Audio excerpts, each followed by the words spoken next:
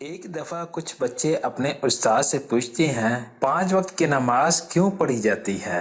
استاد نے مسکرا کر جواب دیا، ایسا کرنا اللہ کی طرف سے ایک حکم ہے اور ہم اس کی عبادت اور اس کی رضا حاصل کرنے کے لیے نماز پڑھتے ہیں۔ بچوں نے پوچھا، اگر کوئی شخص نماز ادا نہ کرے تو پھر کیا ہوگا؟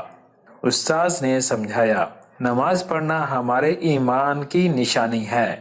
اگر ہم نماز چھوڑ دیں تو ہم اپنے ایمان کو نقصان پہنچائیں گے اور آخرت میں بھی سزا کا سامنا کرنا پڑے گا۔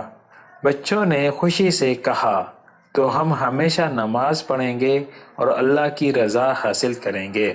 استاد نے انہیں دعا دی، اللہ تعالیٰ تم لوگوں کو خوش رکھے، تم سب نے اچھا فیصلہ کیا ہے۔ اللہ تمہیں اور ساری امت کو نماز کی پابندی کرنے کی توفیق عطا فرمائے۔